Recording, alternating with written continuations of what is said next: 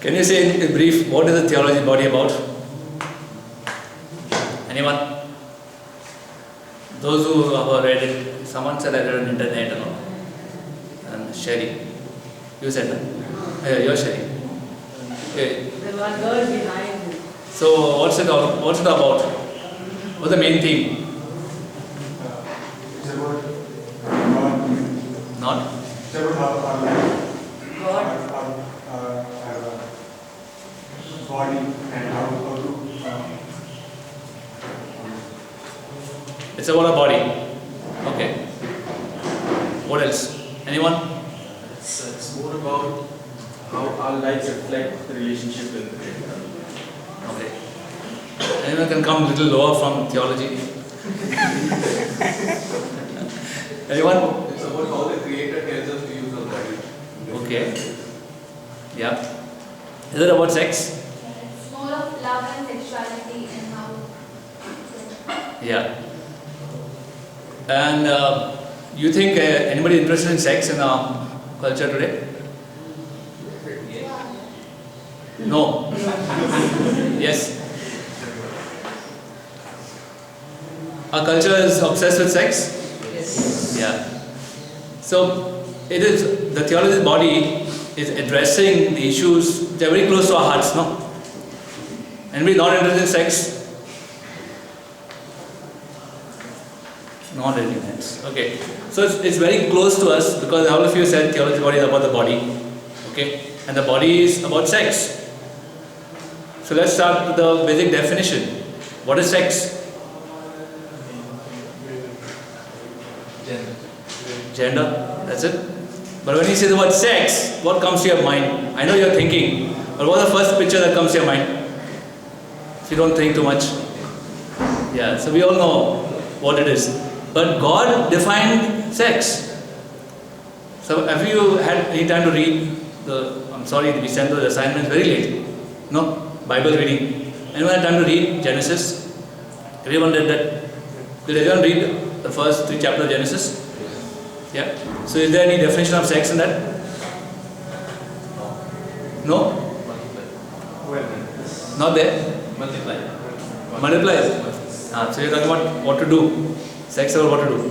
Okay, I don't know the exact reference. Genesis 1, chapter 1, I think it's verse 25, 26, somewhere there.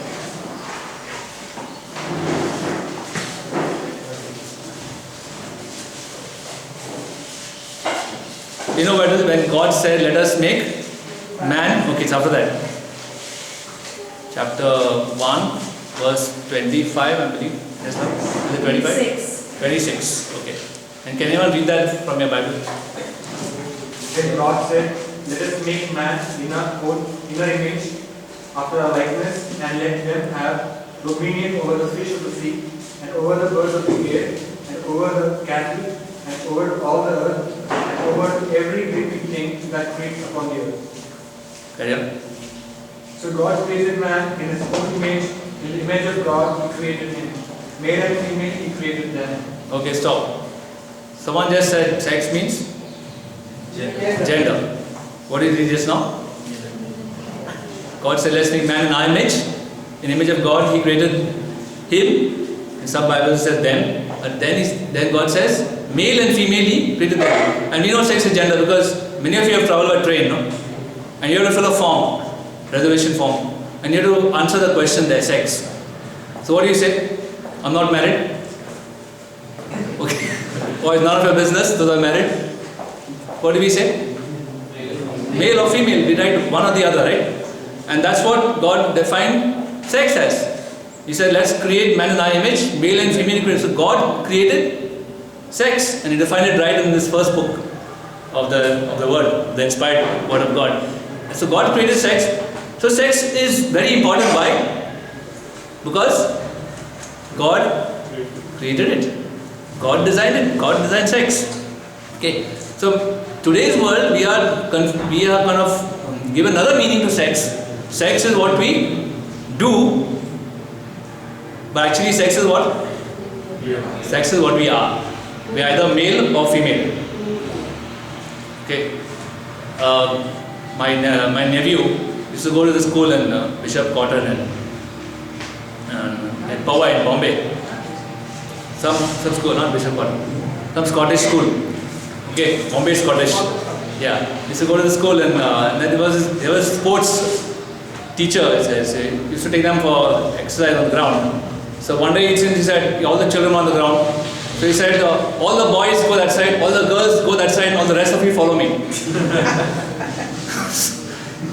So is that the third sex? Unfortunately or fortunately, whatever. Today the Indian Constitution defined the third sex, no? Yeah? But God has created just male and female. So we are either male or female. What we try to redefine today, okay, is not according to God's plan. Okay? And so there are many questions about sex. There's a question about transgenderism. People say, okay, I am a male, but I'm a female trapped in a male body. So what do? They go for a sex change operation. Okay? But if you're a male and you think you're a female, is it a physical problem or a spiritual problem? It's a spiritual problem. So can you solve a spiritual problem physically by surgery? Okay? So a lot of us today are confused about sex. There's unisex, clothes. Okay? The world literally says sex does not matter. Sex doesn't matter. Okay? What men can do, women can do. Can they? What women do, can men do? Yeah. What men can do, women can do. But what women can do, can men do? The very important thing that women can do, which we can't know as men. Yeah. So there is a difference, and it's a very vital difference. So we're going to, in this session, we have less time, so we'll try to shorten it. In this session, we're going to talk about what is the theological body, and why is it so important to us to know it? Why have you, so many of you, taken time off from all your work, taken leave maybe, okay, taken care of your children and all that, and why have you decided to spend 3 days here sitting on these hard chairs for hours on end and listening to theology of the body? Yeah, so what's important about the theology of the body? Okay. No, you can't see that, but I want to see this. So, okay. What is the theology of the body? When Pope John Paul became the Pope, one of the first things that he did, soon after he became the Pope, was to begin a series of catechesis. And it's called catechesis. What is catechesis? It's a teaching, yeah. Teaching about our faith, about doctrine. So, the first thing that he did was begin a catechesis, and the catechesis was a biblical reflection on the meaning of the body, meaning of sex, and meaning of marriage. Yeah, the biblical reflection, not just something that you pull out from a hat, but by deeply pondering on the scripture. The Pope offers us these reflections, these teachings, because in a world that has separated the body and spirit, that said, whatever you can do with the body doesn't affect the spirit. What the Pope and what philosophers call dualism. Dualism is what?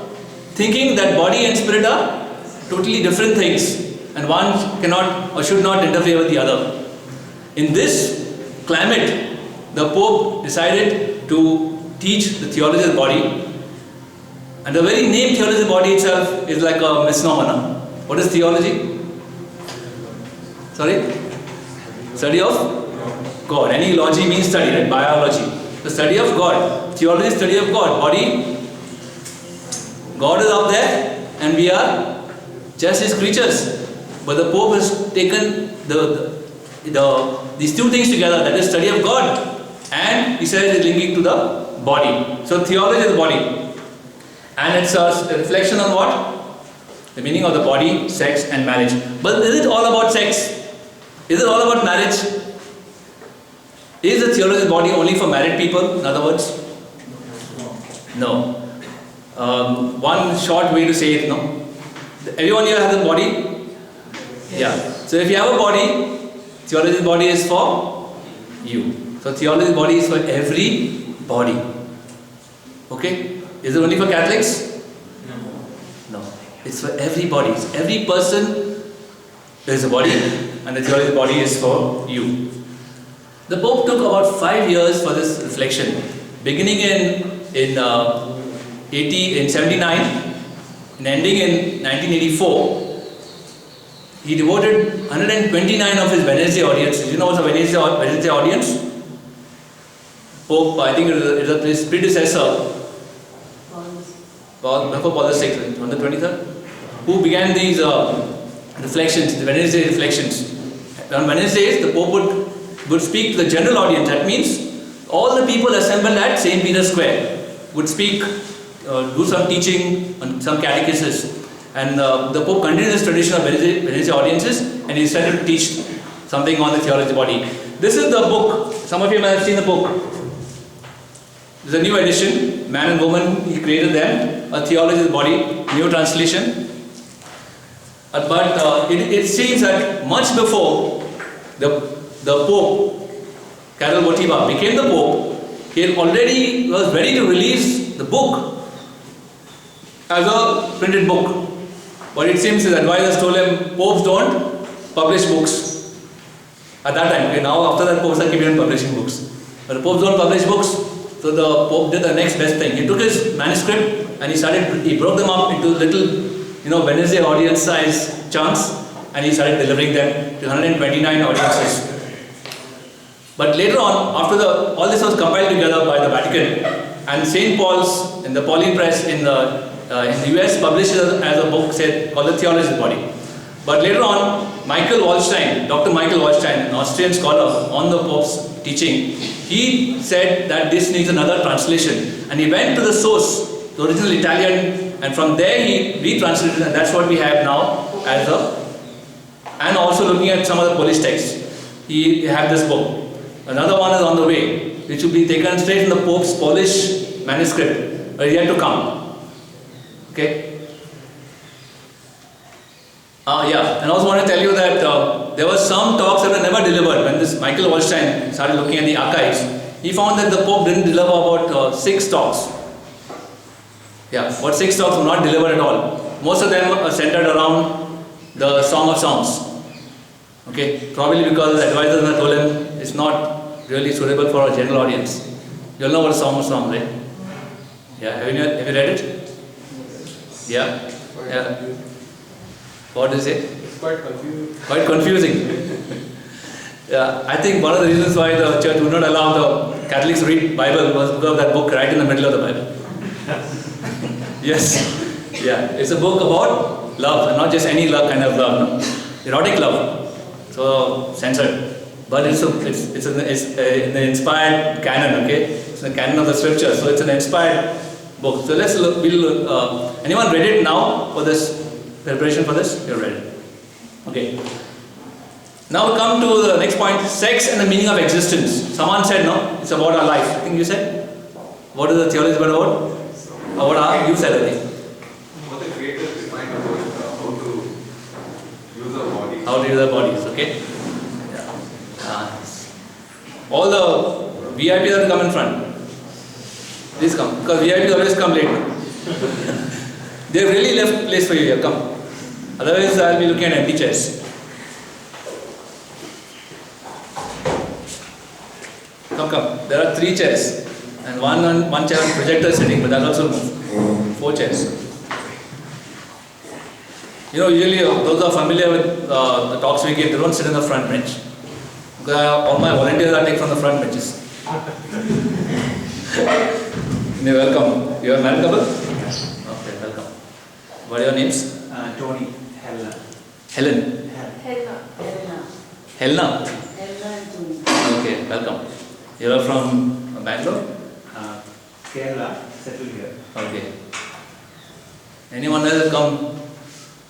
Okay, baby, are also at the back. Yeah. Tell us your name. Theophil. Okay. And you also living in Bangalore? No. I live in Manipal. Manipal. You are studying there in Manipal? Yes. Okay. Welcome, Theophil. You are from which country? Congo. That's on East Africa? Congo, Kinshasa. East Africa. Is it East? No, Central. Center of Earth. Okay. Anyway, so we have an international seminar today called Theophil. Okay. Yeah. So we have sort of more or less agreed that sex is something important, right? Otherwise, the whole world would not be obsessed with sex, right? Now I want to ask you a question. Yeah. Oh, I need a volunteer. Okay. No, okay, leave the backbencher. So anyone can just raise your hand. Any gentleman? Anyone? Okay. Okay, right in front. Okay. What's your name? Wellswin. Wellswin what? Alfonso. Wellswin Alfonso. Now unlike in Kerala, in Goans they keep the same. I mean we normally use the second name as a surname, which is like a family name. I think Kerala it's never even write the family name because it's unpronounceable, right? So I know I had in my school T.G. Vishwanathan. Never, I mean, there was a Tamilian, I think. But we never asked him what does T.G. stand for. You know, so it's initial. Okay, so you're from the Alfonso family. What is your first name? Wellswin. Wellswin. Okay, Wellswin. Now, Wellswin, where are your parents? Okay. Now, Wellswin, the obvious question, I want to ask you a question. Okay, where you come from? You want to come on the camera? Come. Otherwise, Bhavan will be worried it's not coming. Can you see it? Yeah. Okay, where you come from? From which perspective? You answer whatever perspective you think of. Come on. From Goa. I come from my parents. So the correct perspective I wanted to ask. So Wellswin says come our parents. Like how do you know? Okay.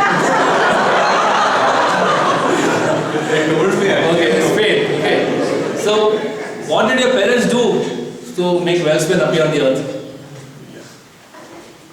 Tough question. Huh? They became one. They became one. Okay. They are good Catholics now. They don't even use that word, right? At least you don't think about our parents doing it. Okay. So Wellswin, you have come from the one flesh union of your parents. You like that word, right? One flesh union of your parents. Okay. Now the second question is, where did your parents come from? Right? Okay. Where do your parents come from?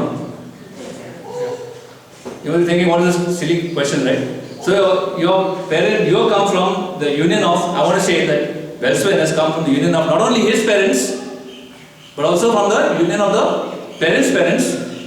And going back in history of the Alfonso family tree, Wellswin is here as a result of, you can say, thousands upon thousands of sexual unions. Yeah, he's standing here and owing it to the thousands upon thousands of sexual unions of his ancestors. Yes, you agree? Yes. The same goes for any of you, okay, any of us. Now, I want to ask Wellswin a question. Suppose you could go back and to say 10 generations back. You know how much is 10 generations? How many years? Roughly? Yeah, our generation is about 30 to 40 years. So 10 generations will be 300 years. You can trace your family 300 years back. To go to that. Ask guys. Okay. Yeah, so suppose you could go back 10 generations back, 300 years into Wellswin's family tree, the Alfonso family, or whatever they were at that time. And suppose you could cancel out one sexual union. Suppose it was possible to cancel out one sexual union. What would be the result today? I would not be standing here. Wellswin wouldn't be here, right? 10 generations back. Now suppose you go back 20 generations back. Then how many years? 600 years, roughly. And we could do the same thing, cancel out one sexual union. What would be the result? Same thing? Yes. If we were in Goa, you're from Goa, no? Yeah. If we were in Goa and we asked this question 20 generations back, probably many other people in the audience would not be there. Not only Wellswin, but probably many more people would not be there because of cancelling of one sexual union 20 20 generations back in his family tree. Yes? Suppose you had somebody from Kerala coming here and ask the same question, and you go back 30 generations back and cancel out one sexual union that's about 1,000 years back, probably nobody would be here. Yes? Yeah. So is sex important?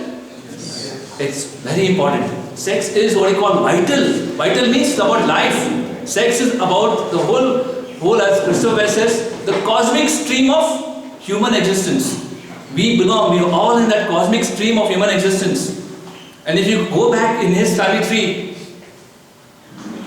1,000 years back, or 2,000 years back, at the time of Jesus, can we go back 4,000 years back, time of Abraham?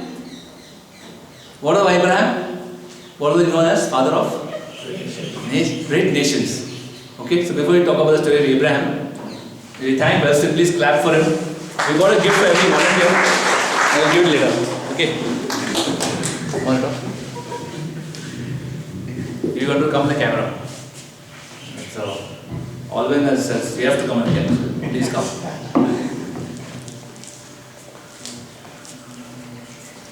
So we just want to take the point about how sexual union changes history. Sexual union changes history. You said that, just now you said that sex is very important, right? Okay? So let's take the story of Abraham. Did Abraham believe in what God told him? Did Abraham believe? Yes? In that promise which God gave him?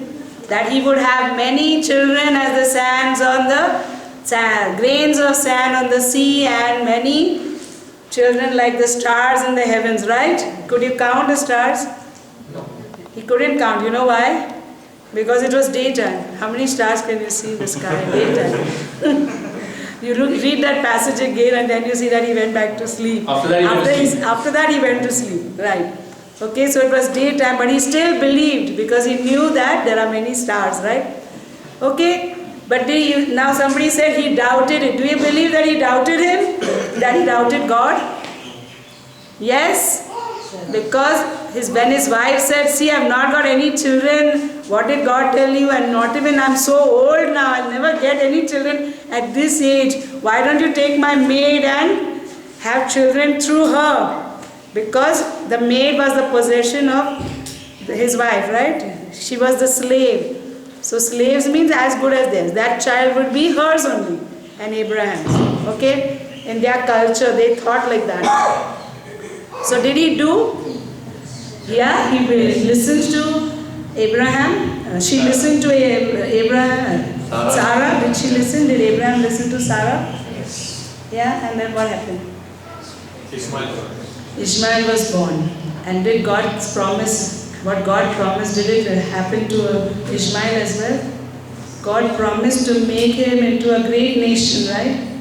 Yeah, his children would become a big nation. After some years, who was born? Isaac was born and Ishmael was sent away. Did he become into a great nation? Yes, and we call them Arabs. And did Isaac's children become a great nation?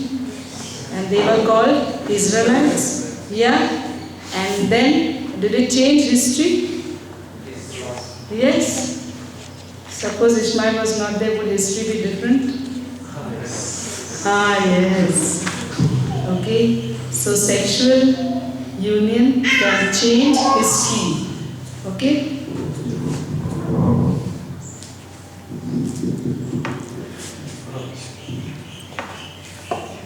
Okay.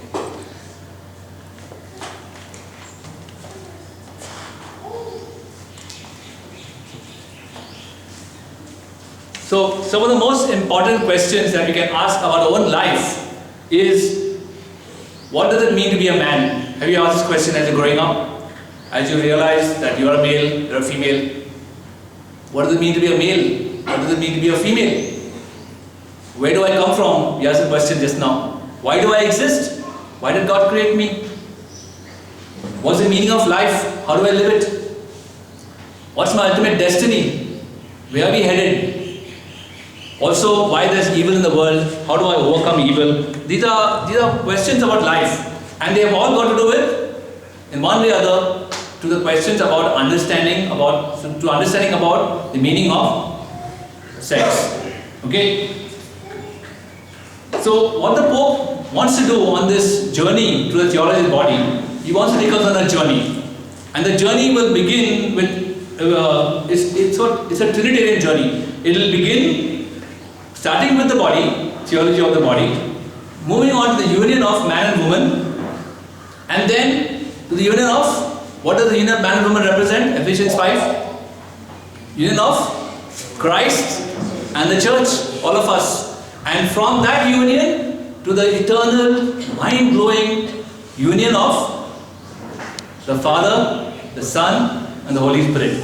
So, a Trinitarian journey. What the Pope will do is use the lens, you can say, of the union of man and woman.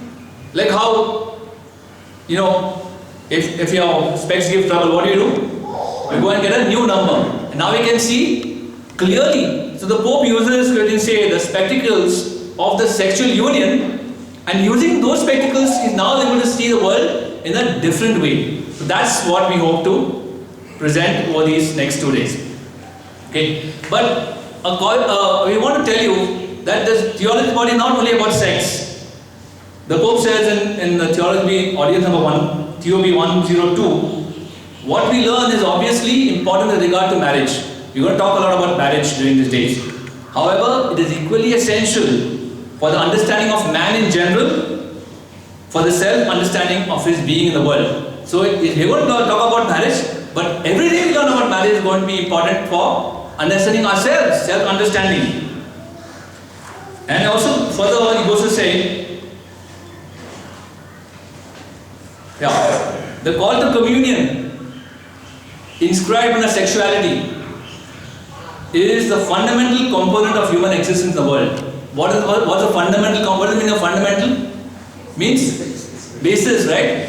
What is fundamental? The call to communion inscribed in our sexuality, male and female. That is the fundamental component of human existence in the world. The foundation of human life and the deepest substratum of human ethics and culture. So everything is affected by how we see the sexual union. Okay? And not only that, is what we learn in the theology body. The theology body is going to affect our understanding of everything that we are familiar with in the Catholic Church too. The doctrine, the I believe, everything will take a new meaning by understanding the meaning of what? Sex. Okay? So, you're ready for the journey? Yes. Yeah. So, we can say by the example we gave about Wellswin's family tree and about Abraham, that human history is all about who is having sex with whom. Okay? Did Abraham obey God? Or was he impatient? He was impatient, right? And so waiting on God's plan, he thought, okay, let me fix it myself. In certain Bible scholars say this was like a replaying of the original temptation. The original temptation, who gave what to whom? Eve ate the apple and gave it to Adam, and he took it and ate it. Yeah. And here what happened? Sarah gave her maid to Abraham. Abraham, instead of objecting, you're my wife, I can't do it. Yeah, you gave me this, so I did it. You understand? Okay? It was a replay of the original temptation. Adam should have said, no, I will stand by God's promise. I will wait on God's promise. He didn't wait. Okay? So there were two brothers, right? Ishmael and Isaac. Anybody got brothers here? Brothers? They all fight? Good brothers always fight, right? And these good brothers started fighting that time, they are still fighting today. Yes or no? Yes. The Arabs and the Israelites are still fighting like good brothers. Okay, the world would have been a different place now if Abraham was obedient. So, sexual union, what men and women do, you can't read that, no? Anyways, not the screen. What is that? Can you see that? Oh, so it's not connected. Not connected. Yes. We don't know. Enable the Okay, I'll do it again. Come? Good. So let's move on. Okay. We covered all this. Yeah. The last line.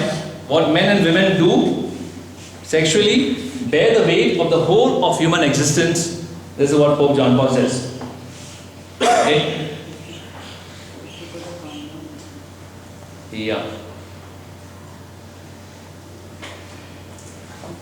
Now, how many of you can say that as you are growing up, in your own home, you were explained the wonderful, glorious plan of God for the human body and for sexuality, and the sexuality represents the life-giving union of the Trinity? How many of you got this vision? No. We got a very different kind of sexuality education. Even if your parents didn't tell you something, we all picked up some kind of sex education that was, to put it mildly, not sufficient to satisfy us. Okay, and so then we tried to satisfy our thirst for knowledge ourselves. And we began to ask our friends, look in magazines, and look on the internet and try to find it for ourselves. Why? Why did we do this? Why do most of us found out things about sex for ourselves? Something wrong with us? Are we so caught up in sin that we want to do something like that? Why? It's so. If you look at the sex education that our parents gave us, what do they said? Like the first picture, no? Don't do it. I used to go to a confession. Priest would say, keep your hands in your pockets when you're talking to girls. Okay? Don't touch girls. Don't do this. 10 commandments, what? Thou shalt not, thou shalt not, thou shalt not. All the time, isn't it? Don't do it. And when MTV says, just do it, what's more attractive to us? Just do it. Sounds more attractive, isn't it? Yeah? So, we need a fresh approach to understanding the meaning of our body and about sex. Yeah? The TOB affords that approach. Can't see now.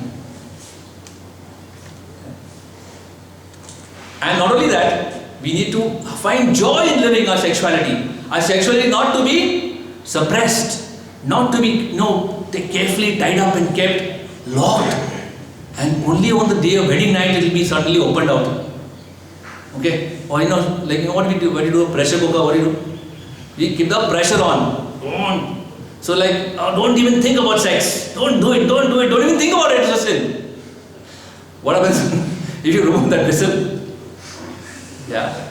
So what happens if you remove this whistle on the wedding night? Our brides are finished. Because suddenly it's like a blast, isn't it?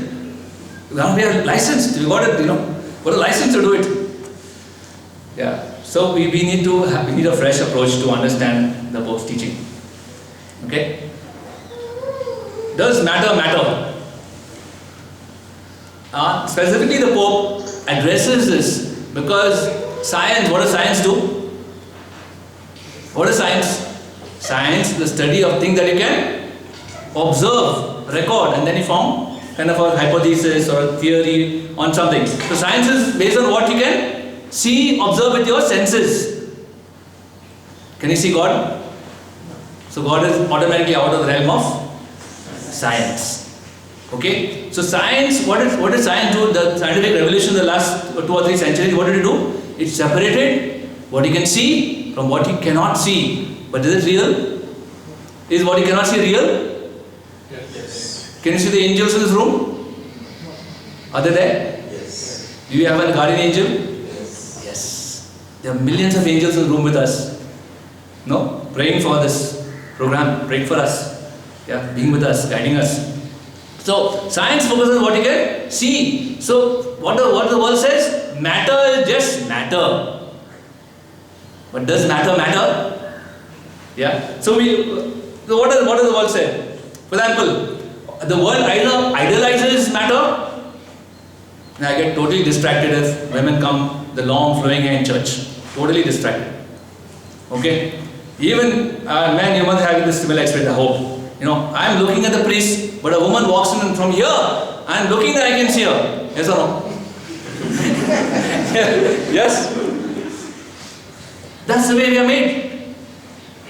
Okay? So what does the world do? It takes what is good. Are women good? Is the hair good, beautiful? Yes, adds to the beauty. Yeah. But what does sin do? It takes what is good and kind of makes it, an idol. So sunset shampoo, what do they do? Women have long flowing hair, it's flowing in the breeze.